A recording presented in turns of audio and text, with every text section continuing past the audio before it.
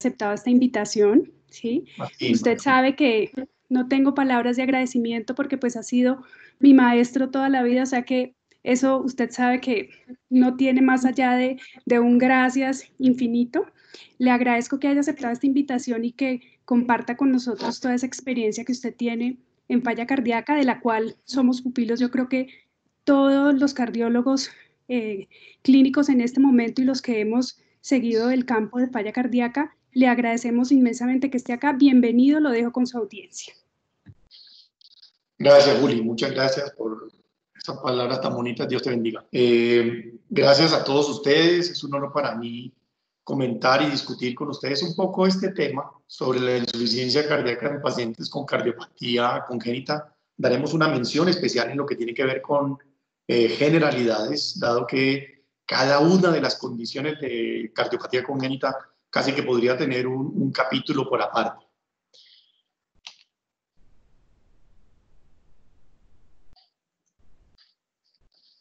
La enfermedad cardíaca congénita en los últimos 65 años ha tenido grandes modificaciones y las ha tenido fundamentalmente por la intervención desde el punto de vista cardíaco, desde el punto de vista quirúrgico. El 90% de los neonatos con enfermedad cardíaca congénita realmente sobreviven a la edad adulta, y es algo que ya estamos empezando a encontrar de tiempo atrás en el seguimiento de estos pacientes en nuestras clínicas de insuficiencia cardíaca. Si bien es cierto, la reparación de la enfermedad cardíaca congénita en la mayoría de las enfermedades cardíacas congénitas no es curativa, sino realmente es paliativa. De tal razón y por esta razón es muy importante, porque en el futuro vamos a encontrar un gran número de complicaciones de tipo cardiovascular de aparición tardía. De hecho, la falla cardíaca es la causa líder, la número 1 de la mortalidad en adultos que sobreviven a una enfermedad cardíaca congénita. El entendimiento actual es muy importante, sobre todo los mecanismos, el diagnóstico, el manejo de la falla cardíaca, y todo lo que se conoce hoy, desafortunadamente, es bastante limitado. Las hospitalizaciones por insuficiencia cardíaca en la enfermedad cardíaca congénita se ha aumentado a un punto de llegar a ser casi el 91%, con un impacto significativo en las rehospitalizaciones y en la mortalidad durante el seguimiento. Al punto de que si nosotros miramos esta data del registro Concord en Alemania, los pacientes con enfermedad cardíaca congénita que se hospitalizaron por falla cardíaca tuvieron 5 veces mayor mortalidad que aquellos que no tuvieron ningún tipo de hospitalización. Y por eso es muy importante la identificación, y lo vamos a ver más adelante, del grupo de pacientes que potencialmente podríamos tratar de intervenir en etapas tempranas antes de la aparición de los hallazgos de insuficiencia cardíaca. En otro registro, después de la primera admisión, el riesgo de mortalidad de un año fue del 25%. 1 de cada 4 pacientes que se hospitaliza por falla cardíaca teniendo enfermedad cardíaca isquémica morirá el próximo año. ¿Qué ha habido con las definiciones? Hay muchas definiciones, pero tenemos gran problema con las definiciones. Primero, son muy variadas. Segundo, los pacientes con enfermedad cardíaca congénita no tienen un miocardio normal. Por lo tanto, no vamos a encontrar exactamente lo mismo. No existe un evento que produzca la incitación al desarrollo de la insuficiencia cardíaca como conocemos en la falla cardíaca clásica de los pacientes de enfermedad cardíaca izquierda, que no tienen enfermedad cardíaca congénita. No hay cambios neuromorales como los conocemos. La remodelación adversa tiene otro tipo de influencias, y los mecanismos que llegan posteriormente a la descompensación son diferentes. Al punto que el miocardio vulnerable de los pacientes que ya de entrada tienen, los pacientes con enfermedad cardíaca congénita, tienen una gran variedad de factores que influyen en la progresión. Tiene que ver la anatomía cardíaca subyacente, si es compleja o no, qué tipo de reparación o intervención previa tuvo, los medicamentos acompañantes o la respuesta a estos medicamentos, lo que adquiera durante el curso de la vida. Muchos se tornan hipertensos o tienen dislipidemia o resultan con enfermedad coronaria, etcétera, y las mismas consecuencias de ir envejeciendo. El American Heart Association da una definición que requiere algunos análisis especiales. La insuficiencia cardíaca congénita es un síndrome caracterizado por congestión venosa, pulmonar y sistémica, o por un suministro inadecuado de oxígeno periférico, ya sea en reposo, durante el estrés, y es causado por una disfunción cardíaca. ¿Cuál es la parte difícil de interpretarlo? El tema de inadecuado. Y es muy difícil de interpretar porque si nosotros miramos, si asumimos, por ejemplo, que el consumo de oxígeno en una prueba de ejercicio cardiopulmonar se encuentra inadecuada en todos los pacientes con enfermedad cardíaca congénita, independiente del grado de complejidad o no que tenga la enfermedad cardíaca congénita. Por lo tanto, se empieza a proponer otra estrategia para darle definición a la falla cardíaca con enfermedad cardíaca congénita. Es un síndrome persistente que puede estar estable, progresivo o descompensado y que lleva a considerar terapias para prevenir o tratar la progresión adicional de esta condición, estable o no, y la descompensación o la progresión a la muerte. ¿Qué ventajas tiene esta potencial definición? Primero, que promueve la idea de que la mayoría de los pacientes son vulnerables a la falla cardíaca. Eso significa que como son vulnerables, el inicio de la evaluación debe ser en etapas muy tempranas, necesita reevaluaciones continuas para la toma de potenciales medidas preventivas o potencialmente correctivas para lograr un mayor seguimiento en el curso de la vida del paciente con una enfermedad cardíaca congénita. Ya les había mencionado la prevalencia de la falla cardíaca en enfermedad cardíaca congénita. En las pruebas de consumo de oxígeno cardiopulmonares, el 100% son anormales, pero varía un poco más dependiendo de las características, como les muestro allá abajo, de las características morfológicas o de las características de la cardiopatía congénita en la cual nos encontremos en el momento de la evaluación. Cuando miramos los pronósticos de la enfermedad cardíaca congénita, tenemos dos consideraciones. Uno, el que tiene que ver con mortalidad, y otro, el que tiene que ver con morbilidad. Miren este aspecto tan importante. La edad media de muerte en los pacientes con enfermedad cardíaca congénita, a pesar de todos los tratamientos que se hicieron cuando están en la edad de niños y las intervenciones que hoy conocemos tan eficaces, el promedio de expectativa de vida o la edad media de mortalidad alrededor de los 50 años. Y va cambiando o se hace mucho mayor en la medida que los pacientes hayan tenido progresión de la enfermedad cardíaca, presencia de inicio de falla cardíaca o presente en enfermedad cardíaca compleja, mucho más compleja, como el ventrículo derecho sistémico, el ventrículo único, ya sea que se le haya hecho una paliación con la circulación de Fontan, o en aquellas enfermedades cardíacas congénitas ya antes que no hayan sido reparadas y hayan progresado a un síndrome de Eisenmenger. Estos pacientes tienen muchísima más mortalidad. Y si nosotros miramos este cohorte de Sydney en Australia, que fueron más de 1.040 pacientes, encontramos que aquellos pacientes que tengan enfermedad cardíaca congénita moderada, la edad media de vida, como miramos anteriormente, alrededor de 50-51 años, pero cuando son mucho más complejas, el promedio de vida o la edad media de muerte de la mayoría de nuestros pacientes es alrededor de los 34 años. Miren ustedes que a pesar de lo que se ha logrado con la mejoría de la intervención temprana en enfermedad cardíaca congénita, la edad media de sobrevida en pacientes con enfermedad compleja es mucho menor, 34 años. En el tema de morbilidad también encontramos aspectos muy importantes que son muy fundamentales para tener presente. Primero, las admisiones hospitalarias van en aumento en estos pacientes. La incidencia de hospitalización por falla cardíaca es el 1.2 por 1.000 pacientes año, versus la incidencia general de la población general, que es el 0.1 por 1.000 pacientes año, por ejemplo, en el caso del registro en Holanda. Y los que tienen más riesgo, sin duda alguna, son el ventrículo derecho sistémico y obviamente la fisiología de un ventrículo único. Los factores de riesgo para mayor mortalidad a 3 años son, primero, el mayor tiempo de edad, el segundo, la necesidad de requerir un marcapaso, la presencia de comorbilidades, como es el caso de la disfunción renal, la presencia de arritmias auriculares que se encuentran en un porcentaje nada despreciable y obviamente aquellos pacientes con cardiopatías que facilitan la progresión o la aparición de hipertensión arterial pulmonar. La falla cardíaca en enfermedad cardíaca congénita la debemos mirar por unos estadios y en la forma en la cual progresa. Se hizo la extrapolación de los estadios como los conocemos en la falla cardíaca crónica, el estadio A, B, C y D. Pero si ustedes observan claramente aquí, observen cómo, por ejemplo,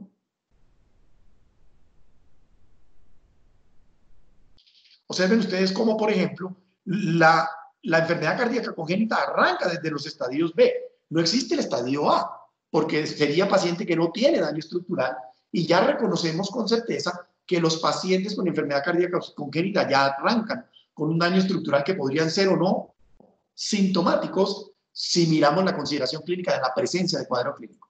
Ya aparecen la presencia de manifestaciones clínicas en el estadio C con el mismo daño estructural, pero ya manifestaciones de falla cardíaca hasta progresar a una falla cardíaca refractaria que incluso tiene manifestaciones clínicas en reposo, en la cual ya requiere intervenciones más especializadas.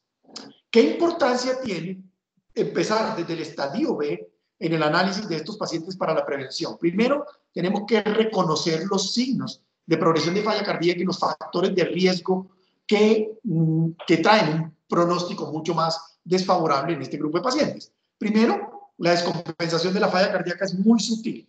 Muchas veces no la detectamos porque estos pacientes tienen de alguna forma alguna manifestación clínica. No siempre es impulsada por la disfunción ventricular, porque siempre esperamos que ocurra por la disfunción ventricular. Muchas veces son por otras condiciones, como por ejemplo la aparición de procesos infecciosos. Pacientes con sobrecarga de volumen ya pueden estar en fase avanzada de la enfermedad y no se ha detectado claramente porque confundimos muchos de los síntomas de la condición de la enfermedad cardíaca congénita con algunos de los síntomas que se aprecian en insuficiencia cardíaca. La identificación en las etapas de progresión de la falla cardíaca no es sencillo en estos casos de enfermedad cardíaca congénita, y los datos o los síntomas subjetivos para hacer la clasificación de la clasificación de Nueva York de estadio son insuficientes y no son muy confiables en este grupo de pacientes. Pero sí es importante ver las características en el curso del tiempo sobre el basal, en el cambio de las características clínicas de nuestro paciente. Se ha visto incluso, se ha explorado con las pruebas de consumo de oxígeno cardiopulmonar, que un consumo pico mayor de 27 mililitros se observó en los pacientes aquellos que tenían una sobrevida libre de eventos por encima de 97. Al menos por ese punto de corte sirvió por lo menos para determinar quiénes tenían un mejor pronóstico. Pero en una revisión sistemática del Dr. Wang descubrieron que el consumo de oxígeno pico era un predictor que no era muy significativo con relación al desarrollo o no de falla cardíaca. Sí era un predictor de sobrevida libre de eventos, pero no necesariamente de la aparición o no de signos de falla cardíaca. Otros factores que son importantes para el reconocimiento de la progresión de falla cardíaca son los péptido-natriuréticos. El problema es que están usualmente elevados en los pacientes con enfermedad cardíaca congénita.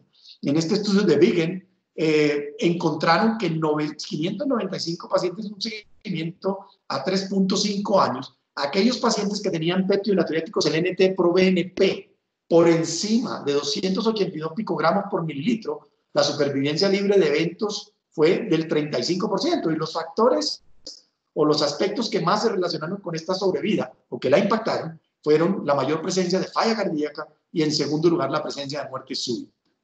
Cuando encontraron niveles prácticamente normales, la sobrevida libre de eventos es de 87. Esto es lo difícil, encontrar unos niveles por debajo de 58, dado que la mayoría de los pacientes con enfermedad cardíaca congénita de alguna forma tienen niveles elevados de péptido-natriuréticos. De tal forma que cuando resumimos los aspectos que tienen que ver con el reconocimiento de la potencial progresión de falla cardíaca en aquellos pacientes con enfermedad cardíaca congénita que aún no tenemos manifestaciones clínicas, los niveles de BNP nos sirven en algo el empeoramiento de la clase funcional y la presencia de algún tipo de lesiones más complejas, desde simple hasta compleja. Las lesiones mucho más complejas de enfermedad cardíaca congénita tienen más riesgo de desarrollar insuficiencia cardíaca congestiva. De todas formas, algunos parámetros como fracción de eyección del ventrículo sistémico, la presencia de hiponatremia y en algunos casos nos podría ayudar los parámetros de la prueba de consumo de oxígeno cardiopulmonar de alguna forma pueden ser predictivos. Se han hecho múltiples estudios clínicos para determinar los factores de riesgo de empeoramiento clínico en la enfermedad cardíaca congénita y quiero mencionar algunos muy puntuales. Primero, el consumo de oxígeno pírico.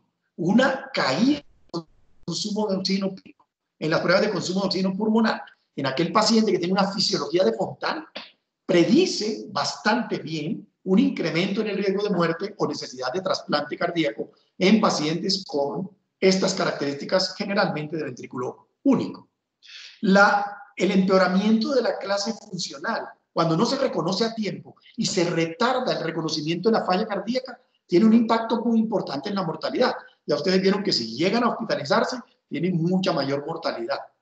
Cuando un paciente requiere hospitalización con enfermedad cardíaca izquierda, con enfermedad cardíaca congénita, aumenta 5 veces el riesgo de muerte en los próximos 1 a 3 años. Y los pacientes con enfermedad cardíaca congénita que tengan, la mayoría de las complejas tienen la presencia de fibrilación auricular. Y este es un marcador también que aumenta el riesgo de descompensación por insuficiencia cardíaca o necesidades de intervención. Es un predictor independiente de muerte o muerte de hospitalización, mucho más aún en aquellos pacientes que tienen una derivación de Fontana. La muerte cardíaca súbita es la segunda causa más común después de la insuficiencia cardíaca congénita en pacientes con enfermedad cardíaca congénita, y en la tetralogía de Fallot, cuando encontramos un QRS muy elevado, muy marcado, muy ancho, especialmente alrededor de 180 milisegundos, es un marcador muy importante de arritmias ventriculares malignas y mortalidad. Otros marcadores para tener en cuenta, supremamente importantes: la presencia de anemia, las variaciones de los péptidos natriuréticos, especialmente continuando hacia la alta, los marcadores de inflamación con la proteína C reactiva, las pruebas hepáticas anormales, son características que aumentan las alteraciones de esta prueba, se relacionan directamente con la incidencia de muerte súbita, muerte por falla cardíaca o necesidad de trasplante, especialmente en aquellos pacientes con enfermedad cardíaca congénita mucho más compleja, que han requerido, por ejemplo, intervenciones de Fontan, el ancho de distribución de glóbulos rojos, el deterioro de la función renal, es muy, muy importante. Las alteraciones, la caída progresiva de la tasa de filtración glomerular de moderada a severa contribuye significativamente a una mayor mortalidad en los pacientes con enfermedad cardíaca isquémica, igual que la hiponatremia, como habíamos mencionado anteriormente. Con relación a las causas de falla cardíaca y disfunción ventricular en enfermedad cardíaca congénita, es muy importante tratar de hacer la diferenciación por fenotipos. ¿Y por qué es importante? No todas las veces se va a encontrar, y tampoco es fácil que se encuentren atención de insuficiencia cardíaca en especialistas en enfermedad cardíaca congénita, sino que hay que tratar de identificar los grupos en los cuales las estrategias terapéuticas permitieron de alguna forma modificar o mejorar la condición clínica de ese grupo de pacientes. Y se diferencian en 4 fenotipos fundamentales. El primer fenotipo que tenemos aquí es el fenotipo de circulación biventricular con un ventrículo izquierdo sistémico. Esta característica fenotípica la reúnen todas estas lesiones que ustedes ven aquí: la insuficiencia aórtica, la insuficiencia mitral, el defecto septal, el ducto arterioso persistente, las estenosis subvalvulares, aórtica o la estenosis valvular aórtica, o la supravalvular, subvalvular o valvular, y la coartación aórtica. Si ustedes observan claramente estas características de lesiones congénitas, ambas desde el punto de vista fisiopatológico vienen acompañados de características de sobrecarga de volumen y de sobrecarga de presión. El otro grupo es el de la circulación biventricular, pero con un ventrículo derecho, no un ventrículo izquierdo, sino derecho sistémico.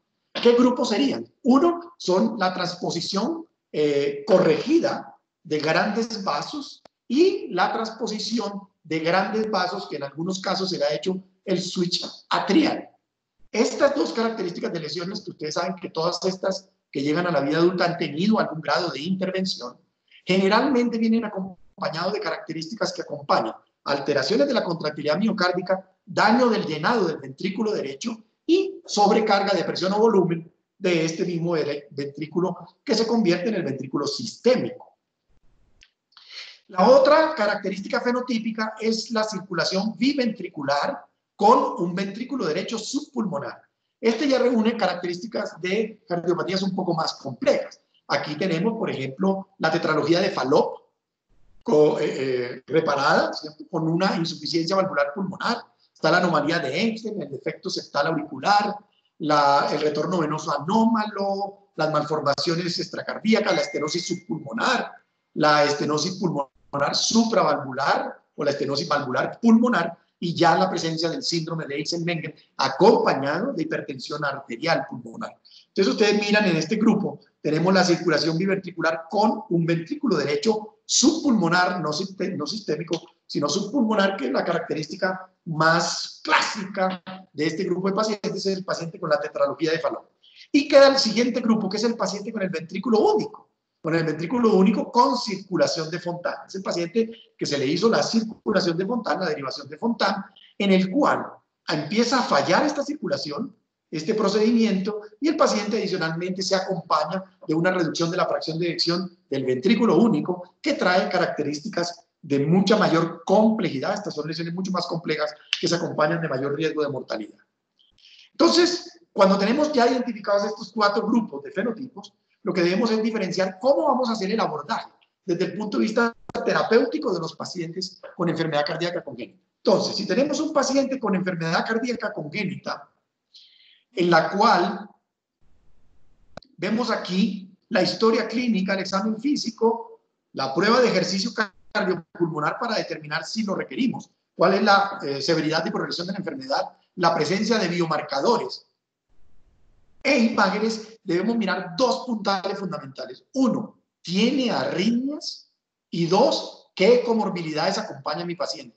Son las 2 primeras cosas que debo mirar. En las comorbilidades, la presencia no de anemia, disfunción tiroidea, alteraciones del sueño, enfermedad pulmonar restrictiva, etc.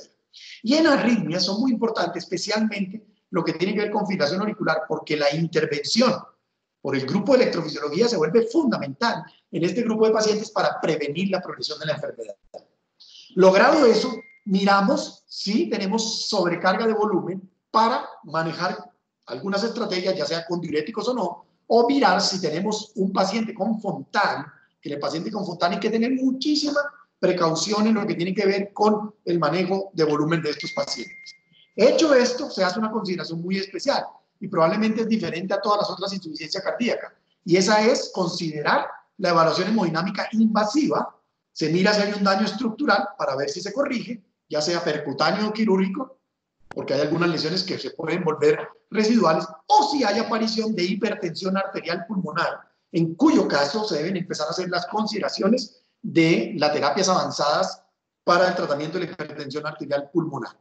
Si ya queda solamente que existe una disfunción miocárdica intrínseca, sin carga hemodinámica adicional porque se logró manejar con los diuréticos, y tenemos presencia de un ventrículo derecho sistémico o ventrículo izquierdo o ventrículo único, miramos si tiene síntomas, cómo están los biomarcadores, una prueba de consumo de oxígeno cardiopulmonar para ver el rendimiento del ejercicio, o una caminata de 6 minutos si se quiere, y si no tiene ningún síntoma se hace seguimiento clínico. Pero si tiene síntomas debe ir a tratamiento médico, o si tenemos disfunción miocárdica extrínseca con un ventrículo izquierdo sistémico, en el cual debemos hacer tratamiento médico, ya lo vamos a mirar, y si hay mejoría clínica, pues se sigue en observación, y si no hay mejoría clínica, se deben considerar las terapias avanzadas de insuficiencia cardíaca, que incluye terapia de sincronización cardíaca, asistencia ventricular izquierda, o la posibilidad de trasplante, o en su defecto, las terapias de cuidado paliativo. ¿Qué importancia tienen las consideraciones de tratamiento? Si nosotros observamos la falla cardíaca adquirida versus la enfermedad cardíaca congénita, la jerarquía de estrategia terapéutica cambia. Si nosotros miramos en la jerarquía de terapia de la enfermedad cardíaca adquirida, el tratamiento neurohumoral se vuelve fundamental o casi que primordial. Pero si miramos en jerarquías en la enfermedad cardíaca congénita, se vuelve fundamental la intervención estructural, corregir los orificios, hacer las derivaciones que correspondan, mirar los orificios residuales, incluso se vuelve por encima en jerarquía de las estrategias que tienen que ver con la estrategia neurohumoral.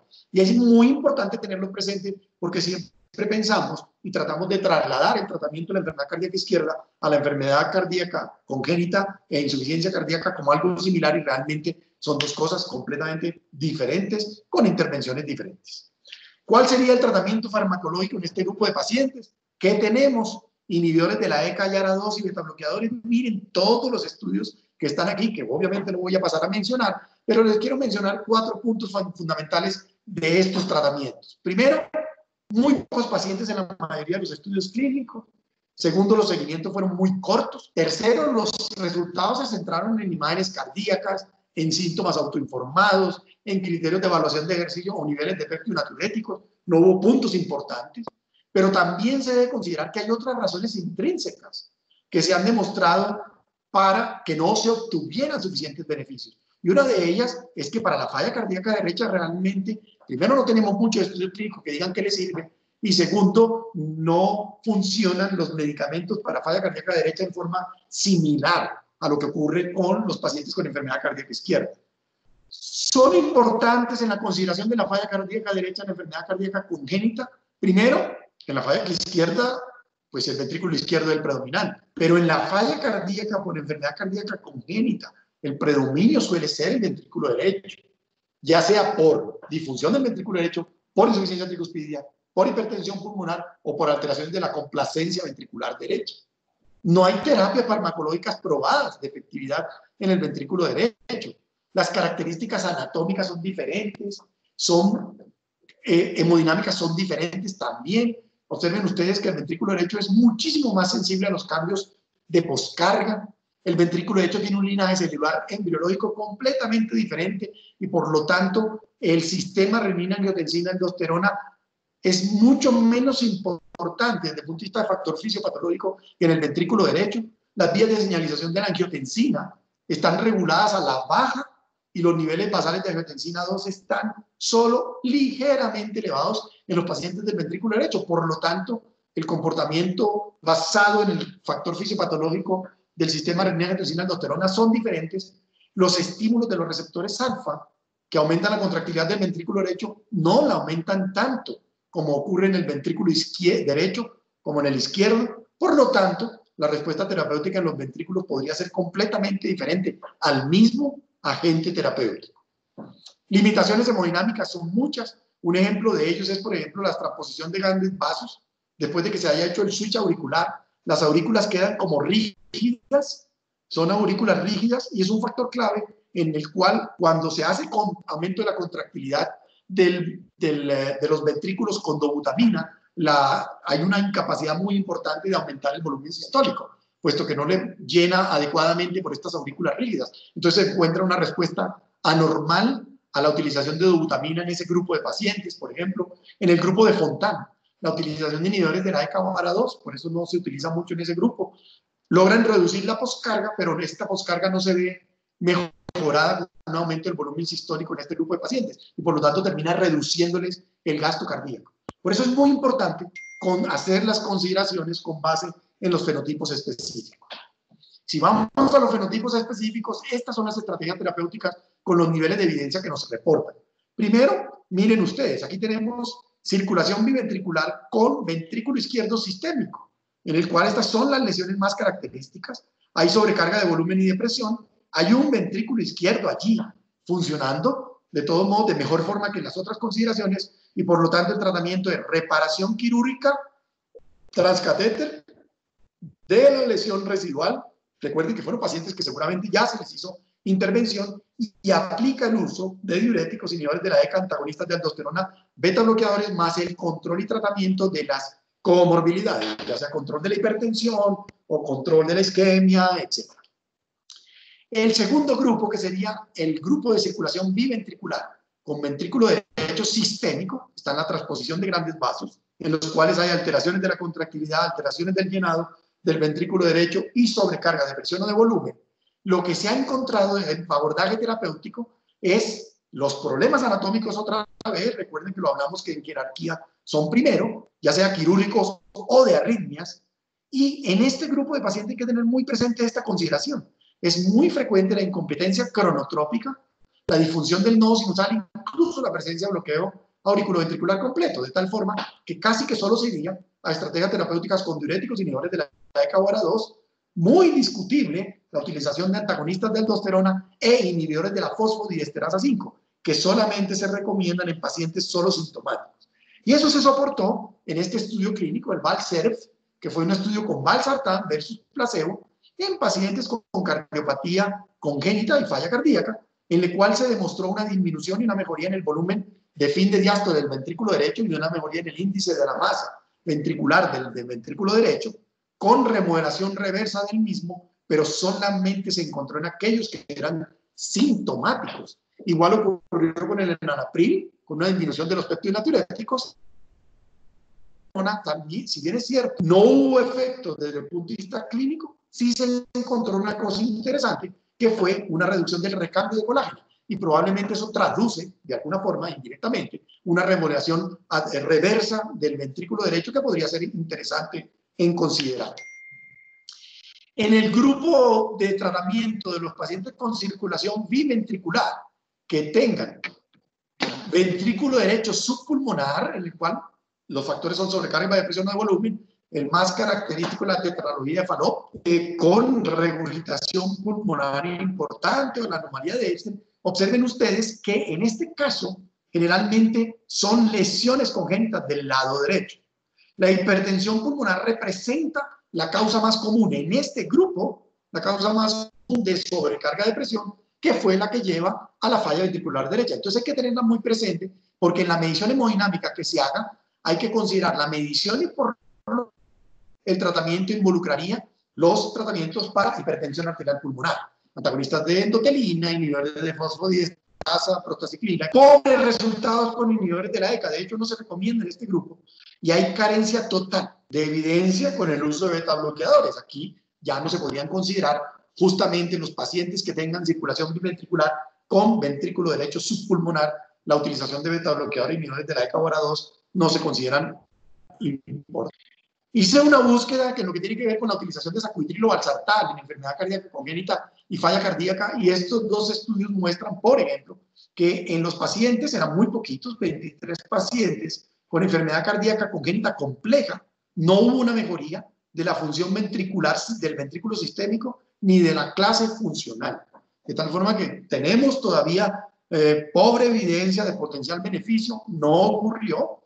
Y en este otro grupo, que fueron apenas 5 pacientes, con enfermedad cardíaca congénita, que tenían clase funcional 2 y 3, comparado con otro grupo, fueron muy pocos pacientes, se encontró que fue bien tolerado y se asoció con una mejoría aparentemente de la clase funcional. De tal forma que tenemos pobre evidencia y potencialmente algunos beneficios que tendrían que ser demostrados en estudios clínicos controlados con un volumen mucho mayor.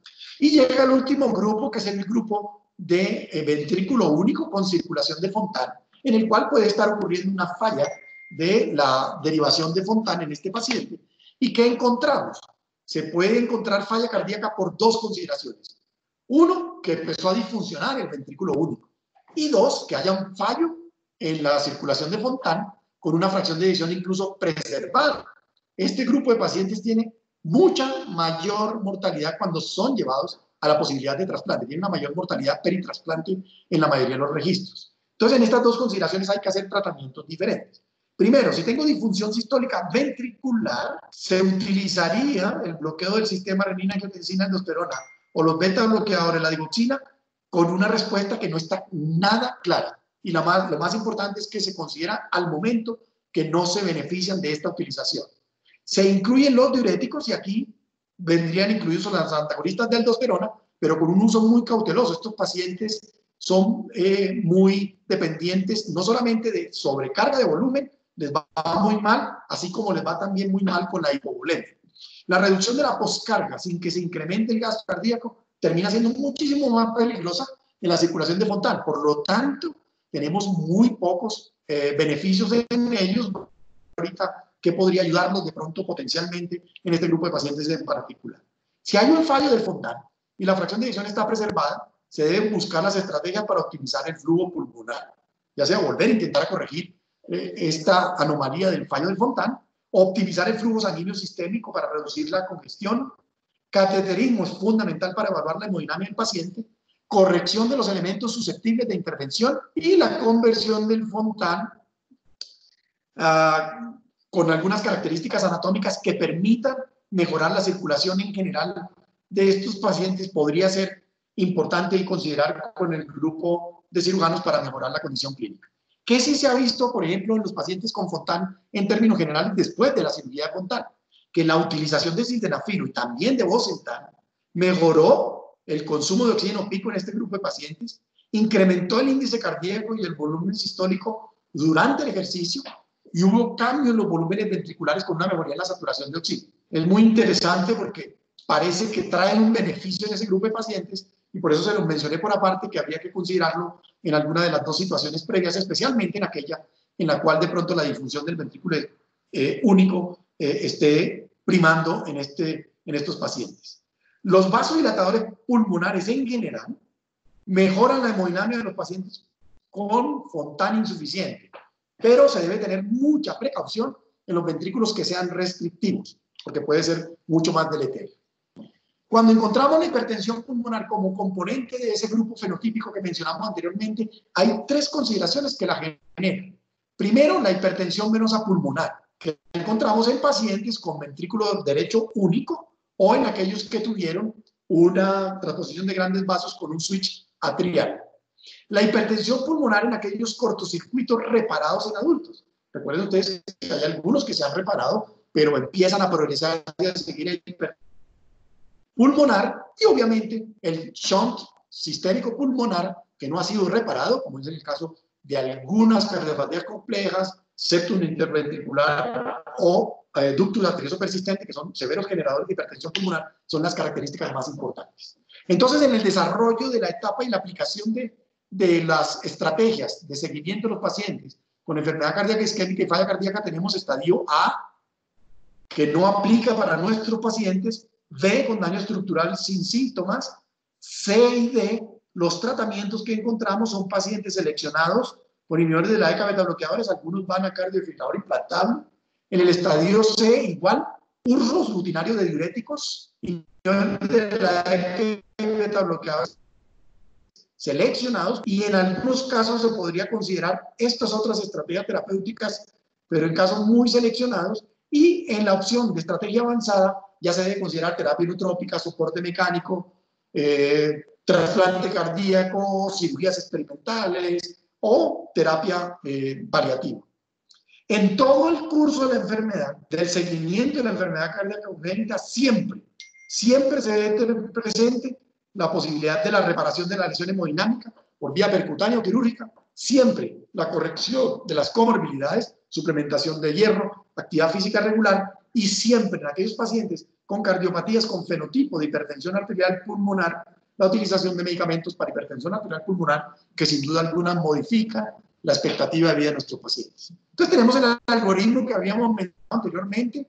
Debemos mirar en forma una evaluación hemodinámica invasiva para poder determinar estas características, la lesión residual o no, y las características de difusión ventricular. Y si ya hemos llegado a todo esto y el paciente persiste sintomático, debemos considerar las terapias de avanzada. Estas terapias de avanzada serían resincronización, asistencia ventricular o trasplante cardíaco, o terapias de cuidado paliativo para una muerte digna.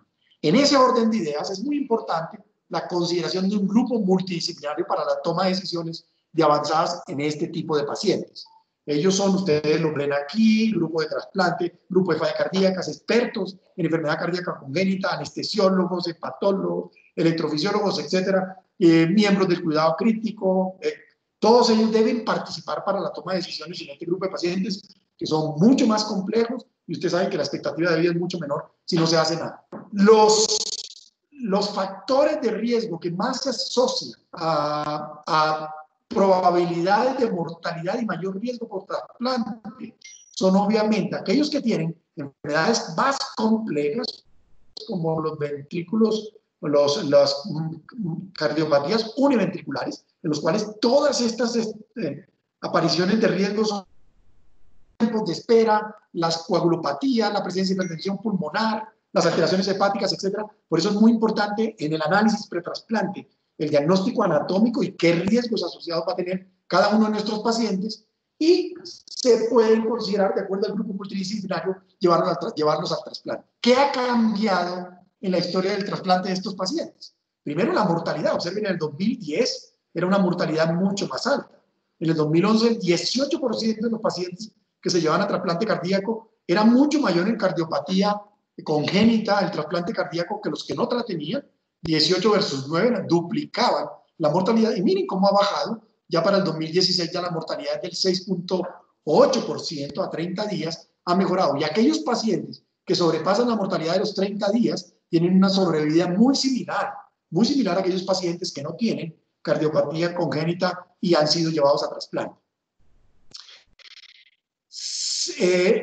Hay reportes, pues, de un solo centro donde hay una sobrevida muy buena de trasplante en los pacientes, pero esto tiene mucha relación directa con la experiencia o con el número de trasplantes de los diferentes grupos. Y si ustedes observan aquí, aquellos que tienen un volumen medio o alto de trasplantes en cardiopatía congénita, que tienen este grado de volumen 14 por año, menos de 14 por año se considera bajo volumen, los de bajo volumen tuvieron una mayor mortalidad de pacientes con trasplante cardíaco. Pero cuando miramos, los centros que hicieron bajo volumen fueron el 27% de los que tenían bajo volumen cuando hicieron trasplante en cardiopatías congénitas que consideraron que el paciente requería este tipo de cosas. Los aparatos de asistencia ventricular cada vez con más importancia.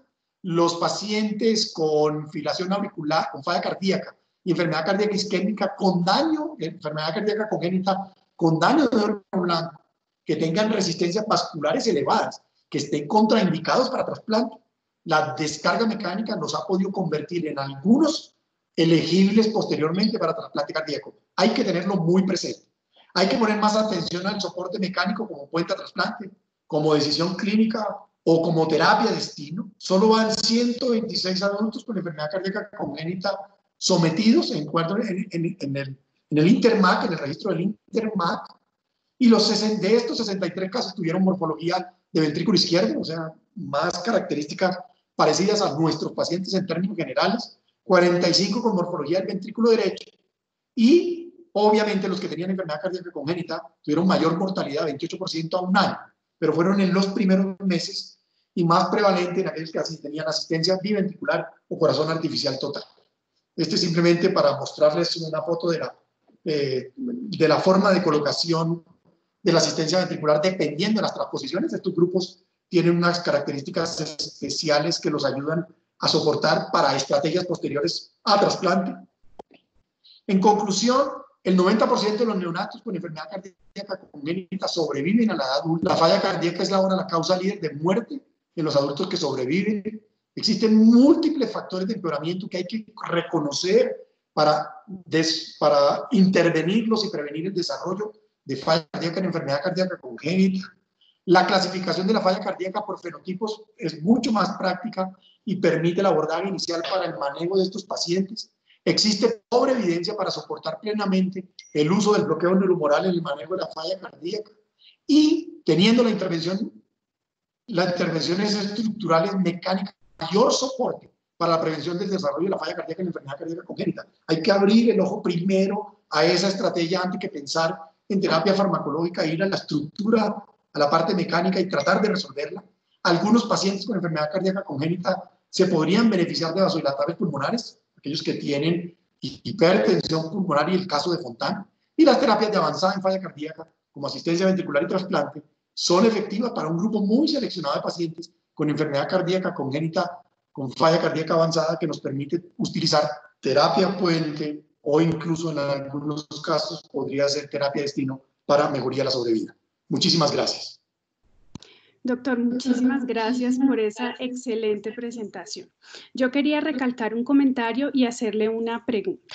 Hay algo que usted dice que es totalmente importante, que nosotros los abanderados en falla cardíaca siempre lo mencionamos con los pacientes de congénitas, es que hay una inversión de la pirámide. Eso que usted menciona, primero, claro, la terapia modificadora de la enfermedad es súper importante para nosotros en falla cardíaca, pero los congénitos son un grupo diferente en el cual uno verifica qué fue lo que ocurre dentro de la estructura que puede empeorar la falla cardíaca y verifico en qué escenario es mucho más factible que yo los pueda utilizar teniendo en cuenta lo complejo de las cardiopatías congénitas. Eso me pareció excelente como lo dejó usted plasmado y es así, digamos que nosotros vemos muchas veces que lo más importante es que corramos a poner la terapia modificadora a la enfermedad y cuando llegamos, no, un momento, vamos a verificar qué podemos hacer, qué podemos mejorar o paliar, como usted lo decía, que el 100% de las veces lo paliamos para poder sacar adelante a este paciente. La pregunta que le quería hacer es, teniendo en cuenta lo que usted nos mencionaba, de que prácticamente estos pacientes todos son de B hacia arriba, ¿sí? Y que sabemos que hay algunas estrategias que nos pueden paliar su condición para llevarlo a otro tipo de estrategias finales, sean trasplante o no, ¿usted consideraría que en estos pacientes siempre es ideal hacer consumo antes de algunos procedimientos y medición de presiones, o usted más o menos manejaría las mismas guías de hacer el consumo en los momentos que nosotros tenemos para los avanzados, porque muchas veces cuando estamos frente a los grupos quirúrgicos que han manejado patologías, insuficiencias mitrales y todo, ellos a veces consideran es solo como vamos a mejorar esta válvula, pero no están pensando en el contexto global de la cardiopatía congénita compleja. ¿Usted qué opinión tendría? Sí, sí, no, tienes toda la razón en lo que mencionas. Como hay discrepancias con relación al manejo del consumo de oxígeno cardiopulmonar, ya tuviste que todos los pacientes tienen alteraciones de esa prueba, pero nos puede seguir como un parámetro basal de seguimiento en los pacientes y sirve mucho.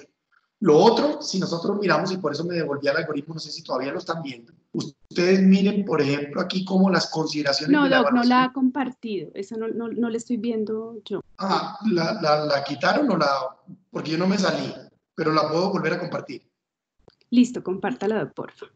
Porque aquí quiero mencionar eso que tú mencionas que es supremamente importante, Juli. Si ustedes miran, no sé si la ven,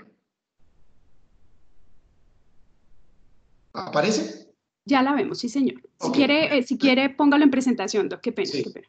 Entonces, como tú mencionabas, si tenemos al paciente con síntomas clínicos aquí, la utilización de las imágenes es vital. ¿Por qué? Porque nos va a ayudar a reconocer si hay alguna alteración estructural que podría considerar para susceptible de corrección. Segundo, la prueba de ejercicio cardiopulmonar está ahí. ¿Para qué? Para tener un parámetro base que nos permita decir, mire, este paciente viene progresando en un deterioro de la prueba de consumo de oxígeno pulmonar. No en la falla cardíaca esa extrema que nos llega súper congestivo, que ya sabemos que ahí la prueba de consumo de oxígeno cardiopulmonar no nos va a aportar algo adicional. Y tercero, las consideraciones de la evaluación hemodinámica. Tú lo dijiste clarito, Juli. Si tú tienes una evaluación hemodinámica, tú sabes, tú conoces cómo actúan nuestros fármacos.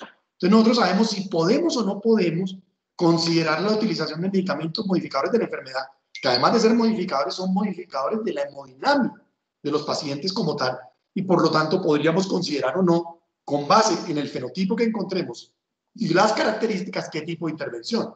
Suponte que hagamos el estudio de nuestro paciente y encontremos hipertensión pulmonar y no la hemos detectado porque clínicamente no lo sabemos. Si nosotros no la evaluamos, no vamos a hacer terapia dirigida a la hipertensión arterial pulmonar.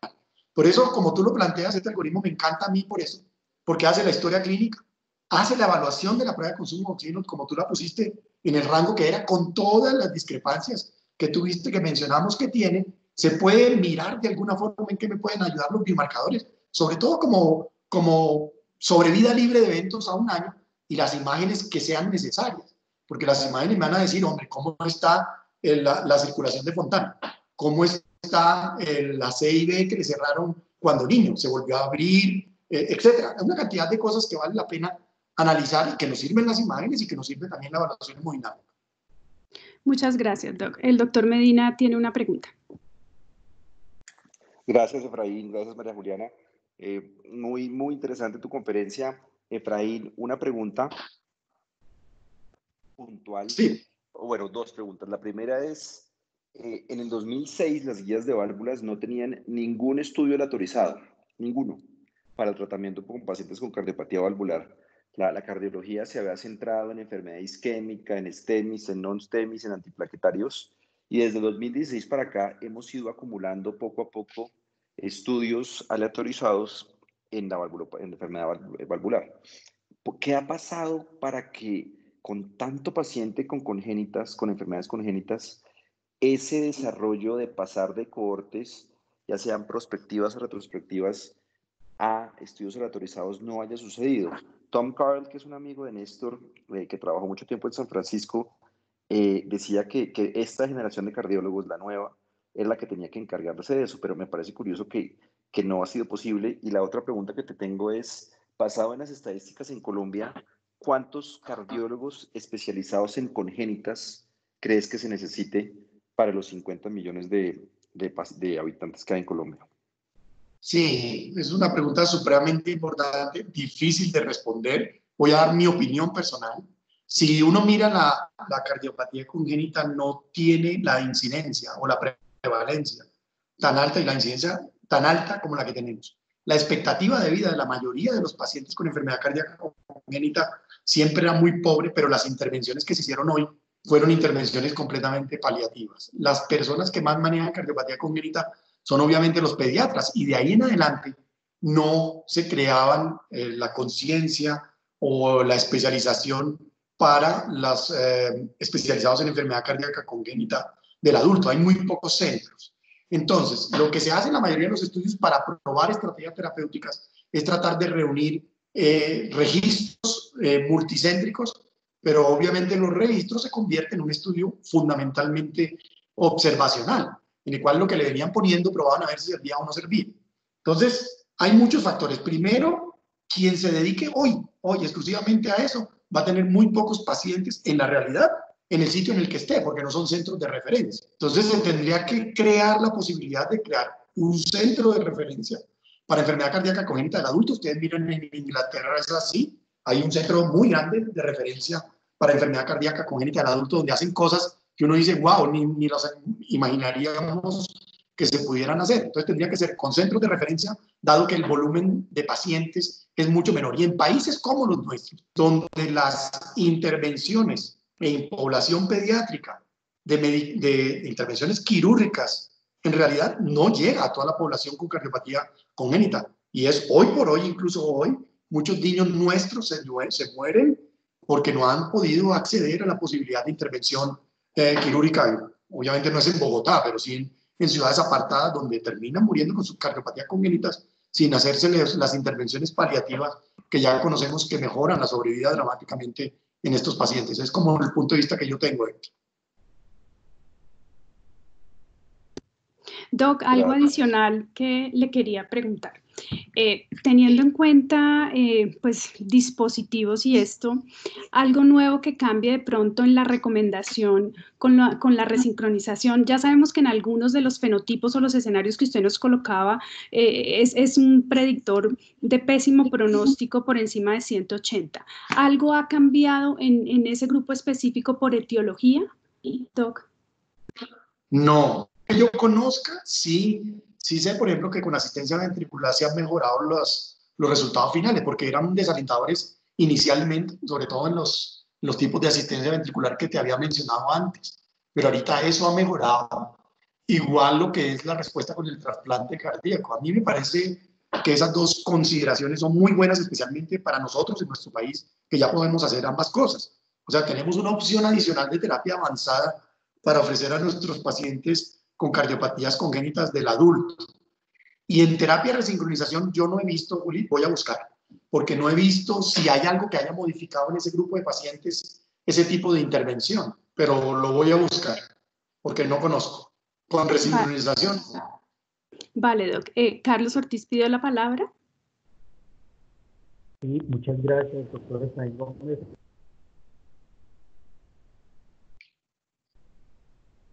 ¿Aló? Una pregunta ¿Carlos? con respecto... ¿Aló? ¿Me escuchan?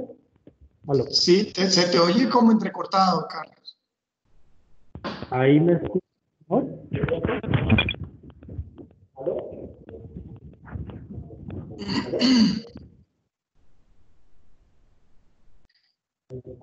Perdón.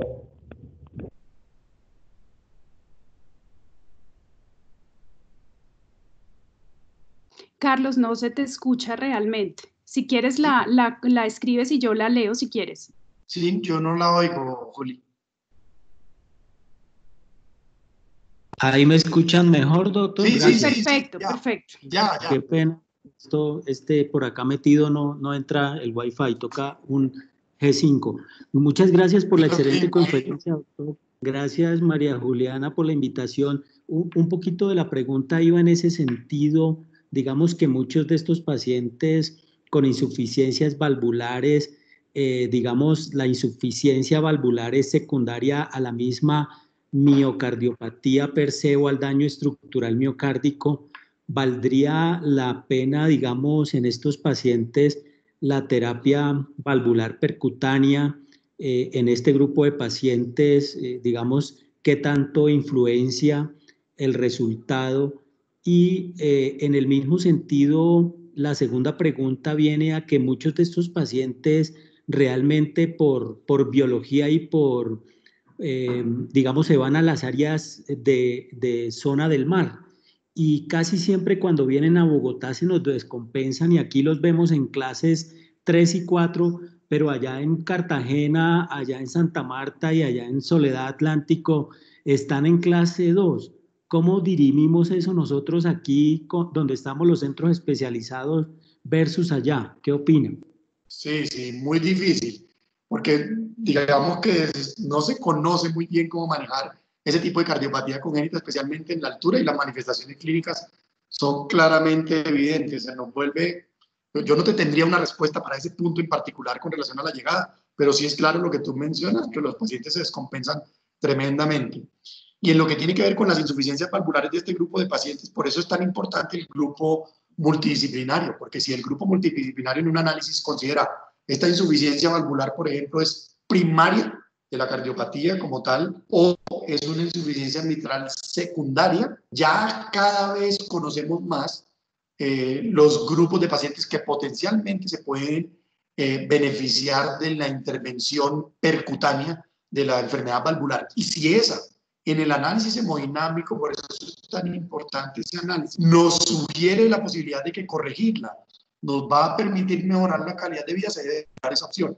Por eso es tan importante el grupo multidisciplinario, porque podemos estar personas o un grupo que tiene muy buena experiencia en el manejo de intervención valvular percutánea y no los consideramos. Y ellos pueden decir, mire, esa válvula la podemos reparar y la insuficiencia es severa y está generando hipertensión pulmonar o lo que sea, valdría la pena considerarlo. Por eso, en ese grupo en particular, y especialmente en los de cardiopatía congénita complejas, es donde es mucho más importante el grupo multidisciplinario. Y lo otro, de verdad, no lo sabría, Carlos, porque siempre que llegan se descompensa, pero ¿qué podríamos hacer nosotros? Lo que hacemos siempre. Le ponemos el oxígeno y miramos a ver si eso le ayuda un poco más a sostenerse mientras está acá. Ok. Doctor, realmente muchísimas gracias. Todo mi agradecimiento nuevamente. Yo realmente que lo considero a usted mi maestro de vida de todo, o sea, en todo. En serio que no tengo palabras para seguirle agradeciendo todo lo que ha hecho por mí. Al contrario. Ok, doctor, tan bello. Doctor Medina, ¿tiene otra pregunta? Es que no vi que pidieran la palabra, pero creo que tiene otra pregunta, doctor. ¿Usted me regala otros 3 minuticos? ¿Sí? Sí, doctor Medina, siga. María Juliana, muchas gracias. Es que Carlos Guerrero está en la conversación. Carlos Guerrero Efraín es un cardiólogo nuestro que está en McGill entrenándose en cardiopatías congénitas. Va a ser un exhaustivo entrenamiento. Va a ser 3 años, uno clínico, uno de eco y uno de resonancia. Y él lo que menciona en las estadísticas norteamericanas es un cardiólogo, un congenitólogo por cada 10 millones de habitantes, es decir, que nosotros necesitaríamos 5, según las estadísticas que me dice que yo no conozco. Allá en Estados Unidos tienen ese porcentaje. Eso es lo que me dice él, ese es el número de congenitólogos que se necesitan. Y él hace hace una pregunta, y la pregunta que él hace es si tenemos particularmente en esta subpoblación de pacientes alguna normalidad o valores normales para pruebas cardiopulmonares, por ejemplo, para normal o anormal en Fallot, y particularmente nosotros en la altura, porque obviamente lo que decía Carlitos Ortiz es muy cierto, y es que pues una cosa son estos pacientes en Bogotá y otra cosa es en Soledad Atlántico, como decía él. Sí, entonces queríamos saber si eso, y la otra cosa es que pues sabiendo que hay 2 instituciones con líderes como María Juliana, como contigo, Efraín, de pronto valdría la pena una cohorte de pacientes de 2 instituciones y seguirlos en el tiempo, porque definitivamente la altura le cobra a estos pacientes, creería yo, un precio importante al estar tan borderline. Sí, claro, de acuerdo, pero yo creo que ocurre dependiendo del sitio. Mire, a mí me llama la atención porque las cardiopatías congénitas de adultos que hemos visto que han nacido en Bogotá se comportan bien, se sienten mejor allá, pero no necesariamente se les vuelve un imposible vivir acá. Eso es lo curioso. Yo creo que eso es lo que pasa como la persona que se adapta a las alturas. Y eso casi que se llamaría o se trasladaría a la medicina a las alturas. Y es lo que uno ve aquí, son pacientes que conviven bien, se sienten mejor cuando bajan, sí, pero les da más duro a aquel que tiene una cardiopatía congénita que nace al nivel del mar y que sí se viene a Bogotá, lo que sea. Ese sí lo vemos bastante descompensado, bastante. Pero me parece muy interesante el comentario de Carlos, nos daría 5, pero yo pensaría que sería más, un poco más relevante que existiera la posibilidad de un centro de cardiopatía congénita de adultos. Y como lo están trabajando, como piensan trabajarlo ustedes, sería genial. Yo quería adicionar algo porque mencionaba el doctor Medina que el doctor Carlos tenía alguna anotación sobre el consumo.